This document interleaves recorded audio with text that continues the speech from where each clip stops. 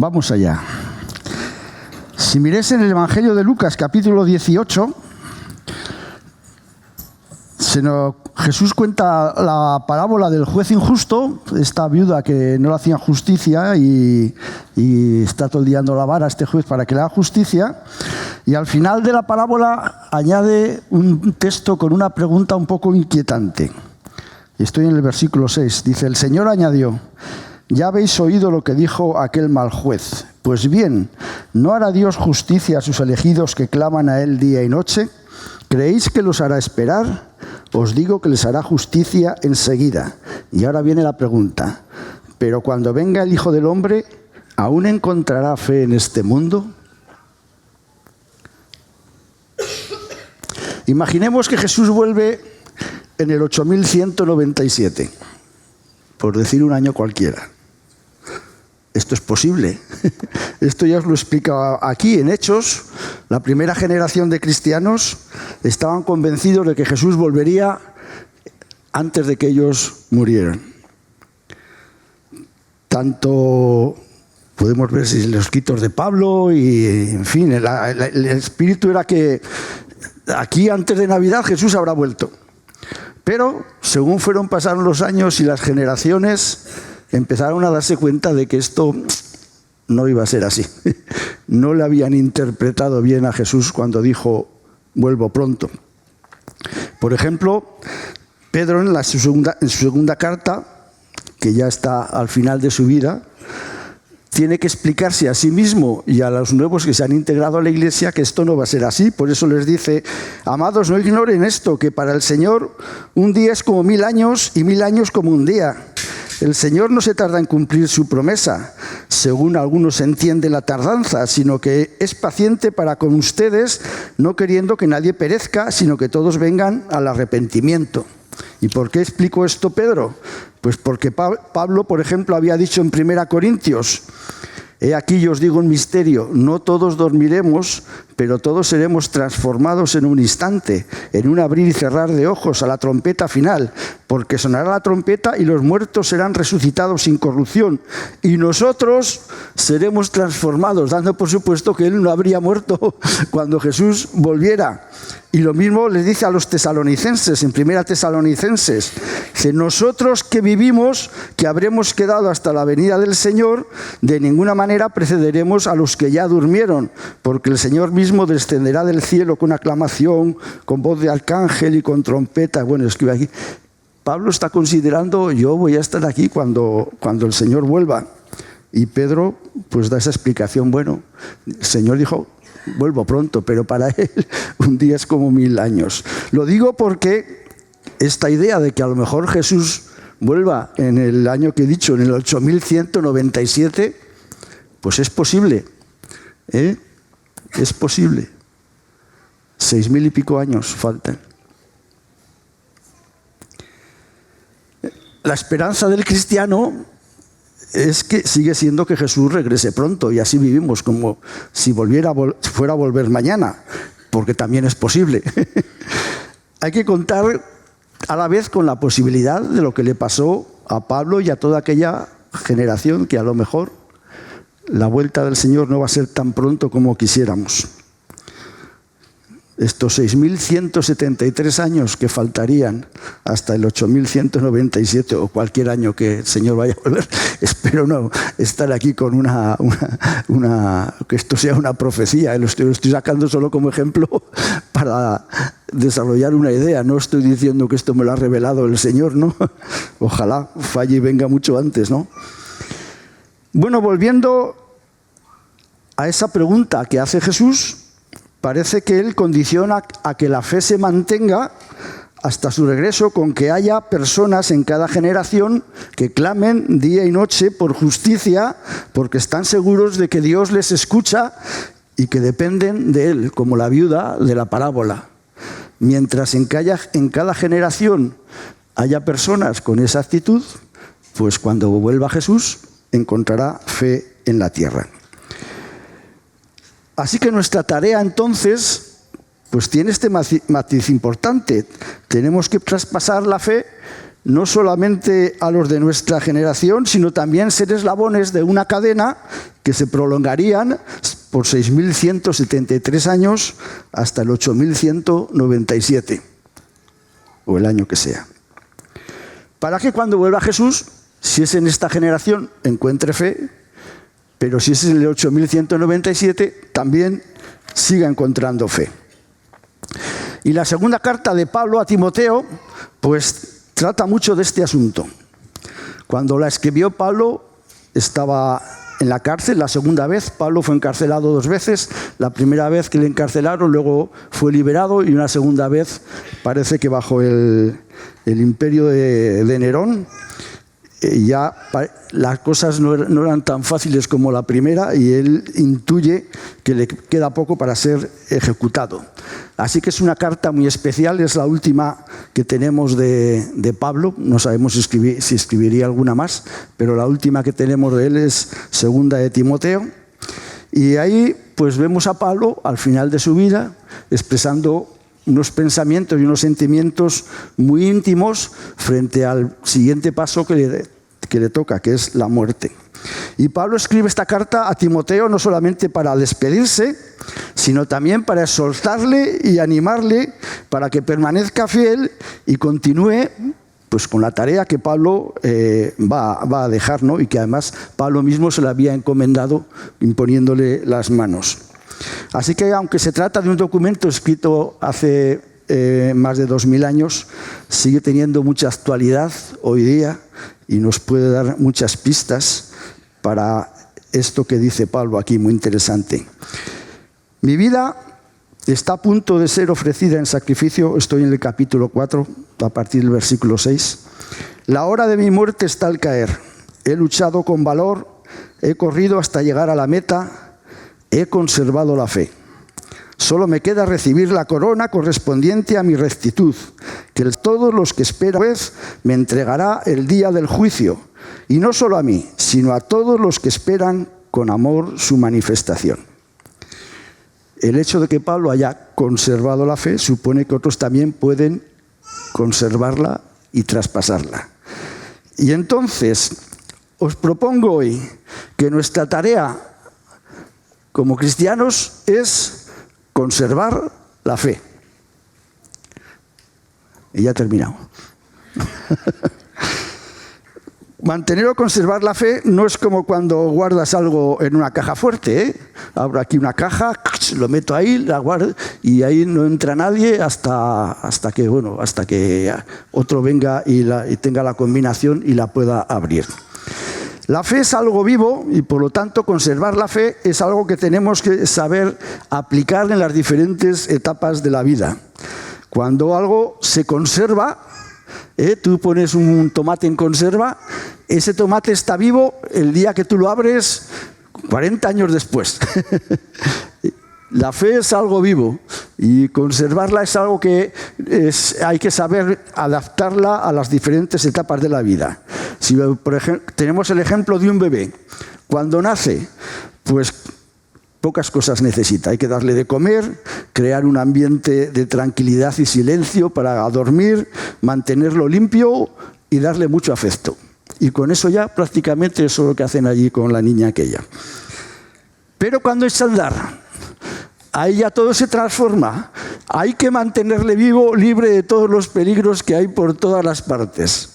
Hay que empezar a enseñarle a hacer cosas que se pueden hacer, cosas que no se pueden hacer, ponerle límites, hay que enseñarle valores, y la cosa cambia mucho del bebé. Cuando llega adolescente, pues hay que seguir manteniendo algunos límites, pero hay que empezar a darle más libertad, aguantarle, soportarle, tener esperanza de que ese adolescente va a salir un joven y un adulto resplandeciente. En fin, en cada momento la fe hay que adaptarla y según las etapas de la vida, pues la vivimos y la practicamos de una manera diferente. A través de la segunda carta a Timoteo, Pablo, que entiende esto, pues le está explicando a Timoteo cómo él entiende cómo ha sido eso, que ha conservado la fe y cómo quiere que Timoteo conserve la fe. Toda la carta está llena de este traspaso generacional. Por ejemplo, Pablo dice que ha servido a Dios con una conciencia limpia que le enseñaron sus progenitores. Los padres de Pablo, pues no sabemos mucho de ellos. Sabemos que era un judío cabal, pero él dice que sus progenitores, se referirá a sus padres, pues le enseñaron a tener una fe sincera. Y es cierto que Pablo, antes de convertirse, aunque errado, porque no se daba cuenta, ¿verdad?, que verdaderamente Jesús tenía razón en lo que decía, pero era sincero en su fe judía. Más adelante alude a la madre y la abuela de Timoteo, a las que éste imita en su fe sincera. Otra vez, aquí hay 3 generaciones: la madre, la abuela y Timoteo. 3 generaciones que han conservado la fe, esta fe sincera, y se la han traspasado unos a otros. Capítulo 1, versículo 6. Le dice Pablo a Timoteo: por eso te recuerdo el deber de reavivar el don que Dios te otorgó cuando impuse mis manos sobre ti, porque no es un espíritu de cobardía el que Dios nos otorgó, sino de fortaleza, amor y dominio de nosotros mismos. No te avergüences de dar la cara por nuestro Señor y por mí, su prisionero. Al contrario, sostenido por la fuerza de Dios, sufre conjuntamente conmigo por la propagación del mensaje evangélico. Y al final, en el versículo 14 dice: y con la ayuda del Espíritu Santo que habita en nosotros, guarda la hermosa enseñanza que te ha sido confiada. Esto vamos en el capítulo 1. Avivar el don que Dios le otorgó, no quedarse dormido, echar leña al fuego, no avergonzarse de Jesús ni de Pablo. Recuerdo que Pablo estaba preso y Pablo dice que muchos le habían abandonado. Si lees no voy a leer toda la carta, pero lees 2 de Timoteo, dice que cuando estuvo preso la primera vez, muchos le abandonaron, porque ser amigo de un preso en el Imperio Romano era peligroso. Igual acababas preso tú también, y además socialmente pues mal visto. Pues fíjate, este es amigo de un delincuente, mejor no voy por allí por lo que me pueda ocurrir, ¿no? Timoteo no fue así, porque Pablo dice que Timoteo le acompañó en la primera vez que estuvo preso, le visitó. Y le exhorta a llevar una vida consagrada y guardar la enseñanza sobre la fe. Aquí otra vez, guardar. Una vida consagrada es una vida en la que toda la vida, todo lo que haces, ya sea trabajar, convivir con la familia, salir de paseo, ir de viaje, dormir, todo lo que haces lo haces de una manera que le agrade a Dios. Eso es consagrado, todo, absolutamente todo lo que haces. Y con la ayuda del Espíritu Santo le dice que eso lo hará. Pablo tiene mucha confianza en Timoteo, eso es muy importante. Si tú tienes confianza en alguien de que va a hacer algo, aunque no se lo digas, esa persona lo capta. Esto ocurre con los niños. En la educación se sabe que el éxito escolar está relacionado con las expectativas que los padres tienen con el niño. Aunque no lo digan, el niño capta. Mi padre cree y sabe que yo voy a estudiar tal cosa. Y está demostrado que en aquellas casas donde no hay una expectativa de que el niño estudie, aunque se le diga mucho, lo capta de alguna forma, ¿no? Y en la familia pasa lo mismo, y en el ministerio pasa lo mismo. Cuando Pablo le encarga a Timoteo lo que le está encargando, es porque está convencido de que Timoteo, con la ayuda del Espíritu Santo, va a conseguirlo. Y eso te ayuda mucho a saber que puedes conseguir las cosas. Cuando mi padre dice que yo puedo aprobar y está convencido de que voy a aprobar porque confía en mí, eso me ayuda a aprobar. No siempre. No siempre. Tienes que implicarte un poco. No es suficiente con que tu padre o los de tu entorno tengan confianza en ti. Tú también tienes que poner un poco de ti mismo. Vamos al capítulo 2.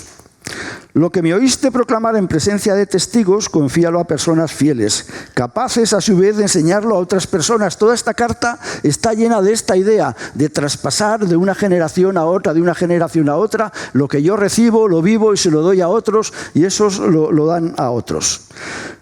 No recomienda: ningún soldado en activo se enreda en asuntos civiles a fin de estar a entera disposición de quien lo alistó. Lo mismo sucede con los atletas. Solo si se ajustan a las reglas del juego pueden ser declarados vencedores.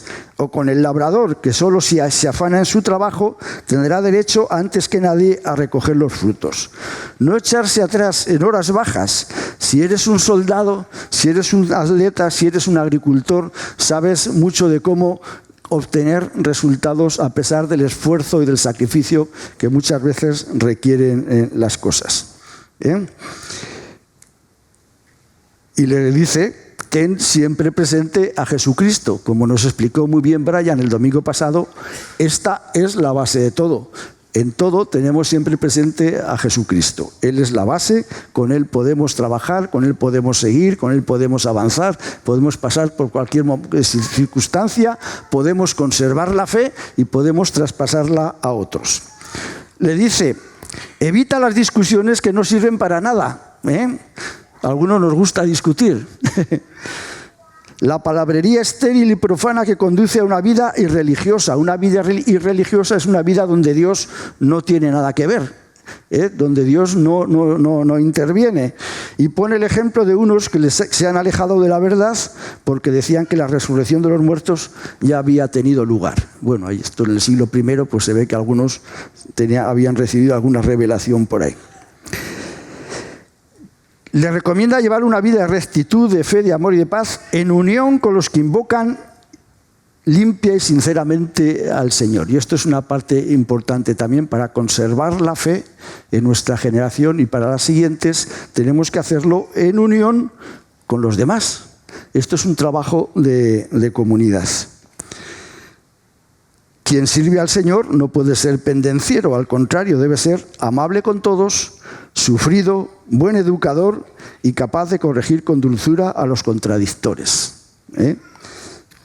Qué interesante todas las recomendaciones que le hace.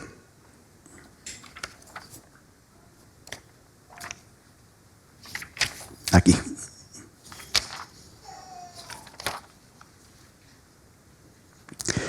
Vamos al capítulo 3. Le dice: no pierdas esto de vista. Cuando se acerque el fin llegarán momentos difíciles. Los que iban entonces, ¿os dais cuenta del cambio de Pablo? Los que iban entonces a los corintios le dice: nosotros veremos al Señor volver. Pero aquí cuando dice los que iban entonces, cuando vuelva el Señor, ha habido un cambio en él. Es posible que el Señor venga en el año 8197. Se volverán egoístas, avaros, fanfarrones, soberbios, calumniadores, rebeldes a sus padres, desagradecidos, sacrílegos. Serán duros de corazón, desleales, difamadores, disolutos, inhumanos, malévolos, traidores, temerarios y engreídos. Madre mía, qué perspectiva. Buscarán su propio placer en lugar de buscar a Dios y querrán aparentar una vida piadosa. A lo mejor aquí no se está refiriendo a los de fuera de la iglesia, se está refiriendo a los de dentro, porque quieren aparentar una vida piadosa y los de fuera les da igual parecer piadosos o no, pero a los de dentro sí queremos aparentar, con lo cual toda esta panda de pecados y malísimas cosas que hemos relatado da la impresión que las está dirigiendo a los de dentro de la iglesia.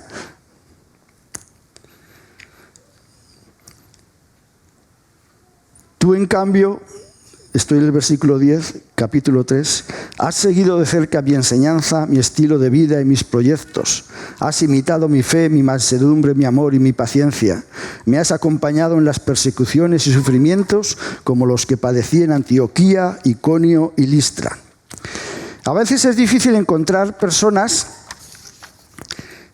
que estén dispuestos a darlo todo para ayudar en el ministerio o en la obra de otros.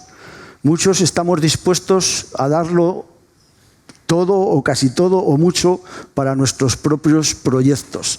Pero encontrar personas que estén dispuestas, como Timoteo, a centrar su vida en ayudar a Pablo, eso es mucho más difícil. Y es una de las cosas más necesarias que hay.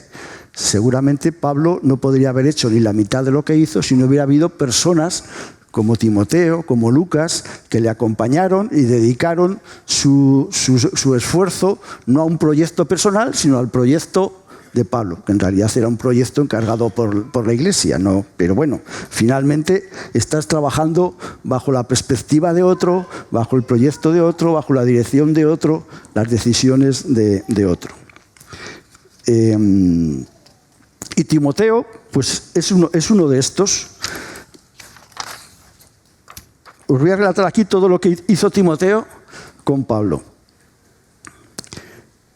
Cuando Pablo fue expulsado de Tesalónica, en el transcurso de su segundo viaje misionero, envió a Timoteo, que entonces era muy joven, con el fin de fortalecer y animar a los hermanos en Tesalónica, ya que Pablo no podía estar. Esto viene en 1 Tesalonicenses 3. Y su nombre figura más tarde en la salutación que Pablo dirigió a los tesalonicenses al mandarles sus epístolas. En el tercer viaje misionero de Pablo, Timoteo estuvo con el apóstol en Éfeso.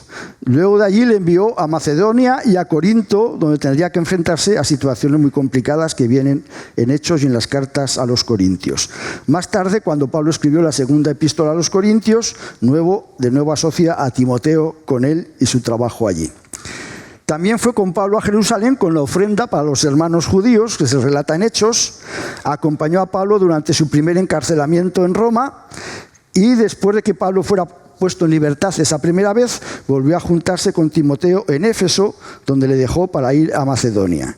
Y una vez más, Timoteo fue dejado allí con una misión importante. Y ahora, en la segunda carta, veremos más adelante que otra vez Pablo le hace un encargo a Timoteo. Una vida dedicada al proyecto de Pablo. Y ya digo, muchas veces estamos dispuestos a trabajar y servir para nuestros propios proyectos, pero cuando es para el proyecto de otro, esto es mucho más difícil de encontrar. Y es un tesoro encontrar a alguien con Timoteo. Si tenemos un proyecto como iglesia, a veces nuestros proyectos personales no encajan en el proyecto de iglesia. ¿Cuál queremos poner por delante? A veces es más fácil pretender que la Iglesia apoye nuestro proyecto personal, más que nosotros decir, pues el Señor nos está moviendo a esto, vamos a volcarnos ahí. Algunos van ahora a venir, y siempre pongo este ejemplo, porque para mí lo que ha hecho el Señor con nuestro ministerio de la Casa Grande es una de las mejores cosas que he visto a lo largo de mi vida. Allá por el año 97, 98, algunos viajaron allí, pero la iglesia estábamos en un momento de búsqueda y había un sentir como que había que abrirse hacia afuera, dejar de mirarnos a nosotros. Y apareció este pequeño ministerio que comenzamos apoyando a una mujer en Cotonú que recogía niños de la calle, 4, 5, 6 niños, ¿cuántos tenía? Y con aquel inicio de unos pocos apadrinamientos, todo ha ido creciendo. Pero eso es el proyecto de iglesia. Quizá yo puedo tener otro proyecto personal, puedo elegir si apoyo este o si me voy a, atender a los niños en Asia o en otro lugar. Si hay un proyecto de iglesia, si sentimos que el Señor nos está moviendo, si yo soy Timoteo, daría todo por ese proyecto de iglesia. Vuelvo a decir, el proyecto de Pablo no era un proyecto de Pablo. En Hechos se nos cuenta cómo la iglesia encargó a Pablo y Bernabé esta tarea de llevar el evangelio a los gentiles. Bueno, yo creo que cuando somos capaces de darlo todo por un proyecto que verdaderamente sentimos y vemos que es del Señor, eso se multiplica y crece. Por eso ahora, cuando van a venir a la Casa Grande, pues tienes ahí un terreno enorme de varias hectáreas, hay una escuela, hay un instituto, hay varios hogares, hay un gran comedor, hay un montón de gente trabajando en la recogida y el tratamiento de basuras. Durante el año hay mucha gente que hay pequeños proyectos que igual no llegamos a vernos, que se han hecho un pozo aquí, que se han hecho una ayuda a las viudas, que, en fin, una educación de adultos. Es increíble lo que se puede hacer cuando un grupo de gente está dispuesto a trabajar por un proyecto que Dios pone en medio de la iglesia. Publicidad. Si no lo sabes todavía, puedes hacer un apadrinamiento en la Casa Grande. Allá a la salida tienes hojas y puedes apoyarnos. Bueno, pues todo esto hacía Timoteo con Pablo, ¿no?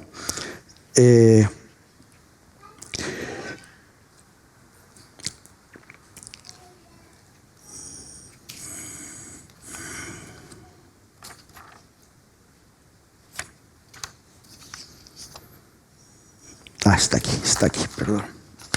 ¿Ya os vais durmiendo un poquito? Tranquilos, queda poco. Por tu parte, le dice, permanece fiel a lo que aprendiste y aceptaste.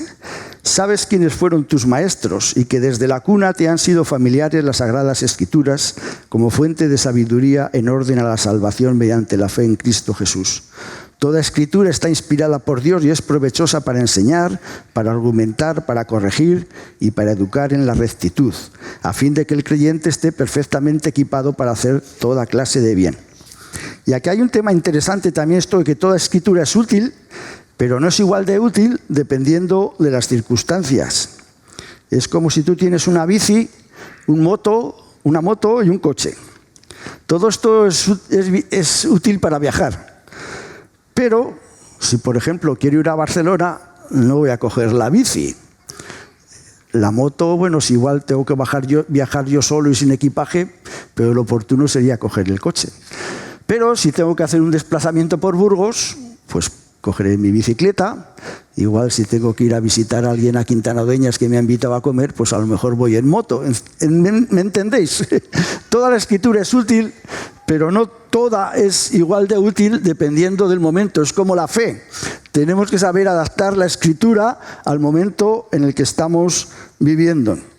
Por ejemplo, para instruir a uno nuevo en la fe, no he visto a nadie que empiece con el libro de Esdras. ¿Tú conoces a alguien que ha encontrado uno que está dando sus primeros pasos en la fe y dice, pues mira, vamos a buscar el libro de Esdras que aquí vas a aprender mucho? No, normalmente se empieza por el Evangelio. Pero si luego ya más adelante estás interesado en la historia de Israel, pues en algún momento tendrás que ir al libro de Esdras porque allí vienen algunos detalles muy interesantes sobre la historia de Israel. Entonces sí, toda es útil, pero hay que saber aplicarlas.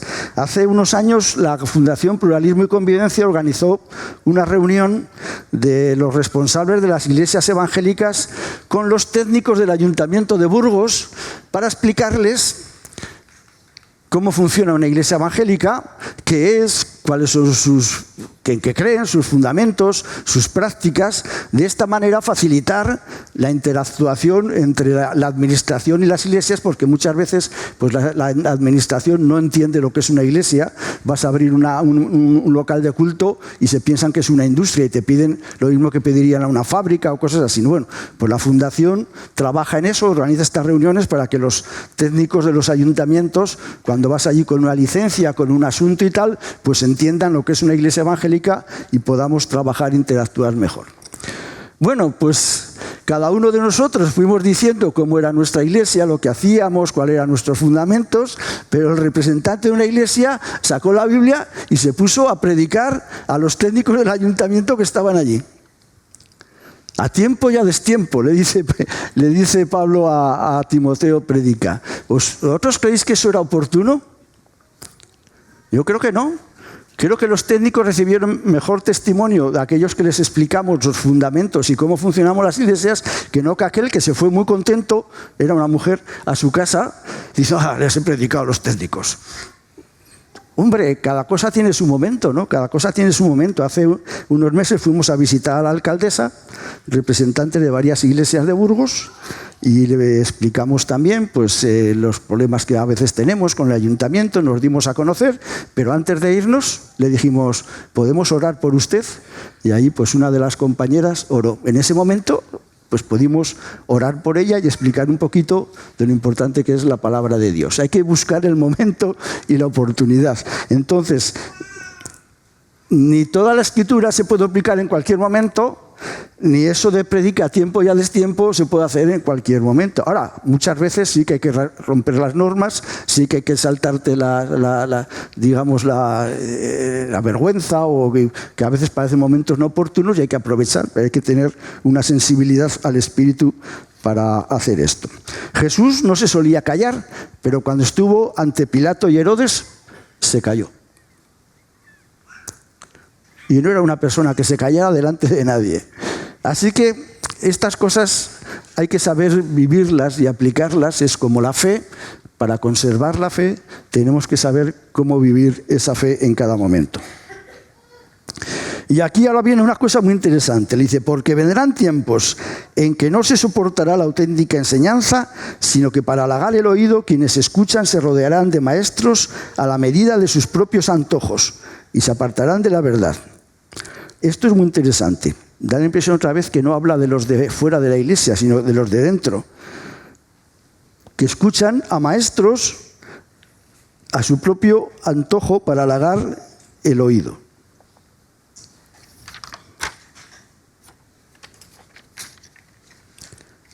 Parece que está hablando de YouTube, redes sociales. Bueno, no digo que todo lo que haya por ahí sea malo, pero eso nos da la oportunidad de seleccionar una amplia gama de maestros que satisfagan nuestros oídos.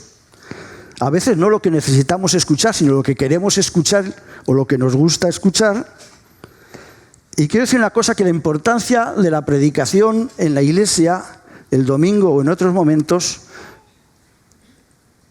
es totalmente distinto a lo que hacemos cuando nos ponemos una predicación en YouTube o escuchamos algo en redes sociales. No digo que sea malo, puede ser malo. Cuando yo aprendo, y estamos aquí juntos, no solamente yo aprendo, sino que sé que los demás están aprendiendo lo mismo que estoy aprendiendo yo.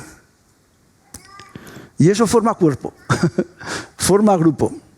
Cuando juntos, como comunidad, como iglesia, estamos recibiendo una enseñanza, una predicación, y no solamente yo, sino los demás están asumiendo, eso está creando un carácter. De alguna manera el Espíritu Santo está creando iglesia, está creando comunidad con todos nosotros. Y eso no se da cuando yo individualmente escucho lo que me apetece, lo que quiero, lo que me gusta, o el predicador, que además probablemente no sé nada de él o de ella, no sé nada de su iglesia. Muchas de estas predicaciones están descontextualizadas,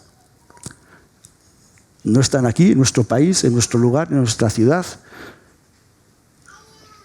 No es malo, pero hay que tener cuidado con esto. Y aquí Pablo le está diciendo a Timoteo que estas cosas estaban ocurriendo ya cuando no había ni YouTube ni redes sociales. Cuando Jesús hablaba, que lo hacía con autoridad, por parte era por cómo él hablaba, pero también porque su discurso iba acompañado de un estilo de vida, de una forma de ser, de un testimonio. Y cuando alguien te está hablando, por ahí en redes sociales, no sabes nada de él. Ahora tú que me estás escuchando a mí, sabes de mí, sabes quién soy, sabes cómo vivo. No estoy aquí halagándome, ¿no? Pero, ¿entendéis? Hay una cercanía que no la hay en esa otra dimensión. Yo estoy de acuerdo, ya lo he dicho aquí más veces, con Juan Carlos Ortiz, en su libro Discípulo, que esto era como un añadido a la Biblia en los años 70, dice: Dios ha organizado las semanas para tener una predicación el domingo y que ésta nos ocupe toda la semana. Una predicación el domingo, si la escuchas, la meditas, la tratas toda la semana, da la impresión que es lo que Dios ha creado para que podamos asumirla y practicarla. Porque si nos acostumbramos a escuchar y no lo encarnamos, no lo practicamos, pues al final la palabra termina de tener poder, porque no nos cambia. O entra solamente en nuestra mente. Y un exceso de predicación, de información, yo creo que a veces también nos hace insensibles. En algunos momentos nos puede llegar a suplir la oración o la meditación personal. El hecho de sentarme yo tranquilamente con mi Biblia, leer un texto y meditar y orar sobre él, no puede ser eliminado, porque ahora de repente pues es más cómodo ponerme aquí en el devocional, que me lo dicen por lo que sea, y lo escucho y me lo explican todo, y ya no tengo que hacer nada, o escucharme una predicación, o escucharme unas bonitas canciones. Eso está bien, pero no dejes esto otro, el que cada uno se siente con su Biblia y ore y medite con ella y llegue a sus propias conclusiones. Pero es tan fácil, clic, le das, me lo cuentan todo, me lo dicen todo, no hace falta mi implicación personal. Bueno, No digo que sea malo, pero aquí Pablo le está haciendo a Timoteo, cuidado, cuidado, cuidado. Y ya lo he dicho otras veces, si te gusta mucho recibir información y formarte, la verdad ahora en redes sociales, en internet, en redes sociales, hay muchas posibilidades de formarte. Busca alguna de ellas que tenga un programa, es como en un seminario. Tú vas a un seminario y estudias cosas que a lo mejor por ti mismo no estudiarías, pero son necesarias para comprender la fe. Cuando yo estudiaba en el SEUD, un día me tocó estudiar un módulo sobre literatura sapiencial. Y yo por mí mismo jamás hubiera estudiado eso, pero estaba en el programa. Así que cogí y me hice el módulo de literatura sapiencial, los salmos. Bueno, pues ahora muchas veces cuando leo salmos digo, qué bien que hice aquel módulo. Ahora entiendo por qué esto es así y este salmo lo entiendo mejor que lo entendía antes. Si no hay un programa, no hay una dirección, muchas veces tendemos solamente a alimentarnos de aquello que nos gusta, que nos anima, que nos toca la fibra. Pero hay cosas mucho más interesantes. De eso le está hablando Pablo a Timoteo aquí. Y es muy importante a la hora de conservar nuestra fe y de traspasarla a los demás, ver qué enseñanza recibimos, con cuál nos quedamos, cuál vivimos y cuál traspasamos a los que vienen por detrás.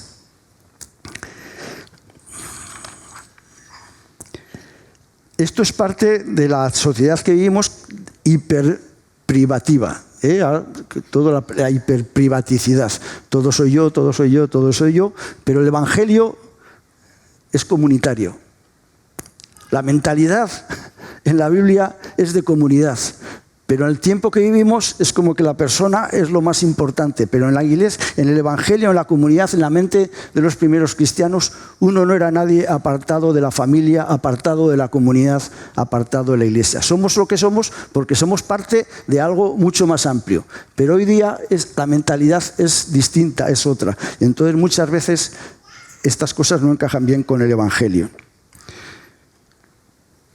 Una encuesta del Pew Research Center, el Centro de Investigación de las Iglesias, revela que alrededor de una cuarta parte de los adultos estadounidenses ven regularmente servicios religiosos por Internet. ¿Algunos estáis viendo el servicio religioso por Internet?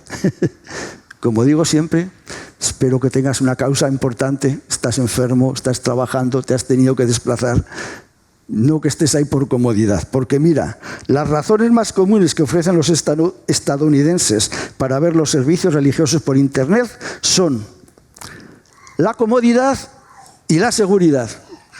Vivirá en algún barrio peligroso, que salir a la calle será complicado, o yo qué sé, te puede pasar, o que tengas un accidente, pero por esa razón una cuarta parte, y la sociedad nuestra tampoco será muy distinta de la de Estados Unidos, se quedan en casa viendo esto por Internet.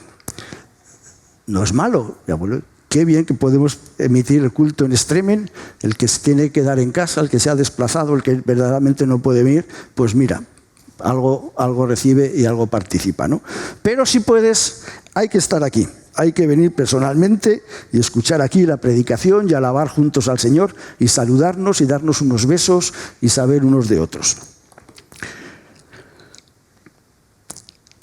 Al final del capítulo 4, ya voy terminando, en el versículo 9 hay una serie de cuestiones prácticas que Pablo pide a Timoteo. Procura venir pronto a verme.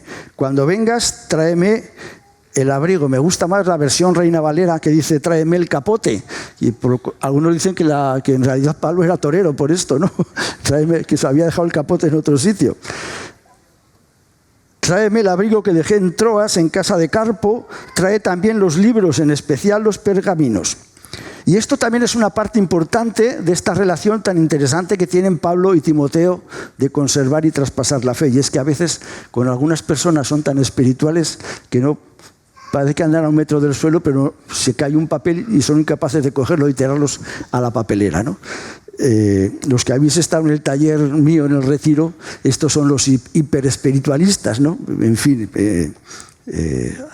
alguien que simplemente quiere alimentar el espíritu, pero la parte práctica muchas veces también es importante. Y es curioso que también Pablo con Timoteo ha encontrado que es una persona a la que se le pueden tener grandes expectativas espirituales, pero también a nivel práctico en estas cosas tan cotidianas como tráeme el abrigo, tráeme los pergaminos, hazme esto, hazme aquello. Y esto es muy importante también a la hora de conservar y traspasar la fe unos a otros.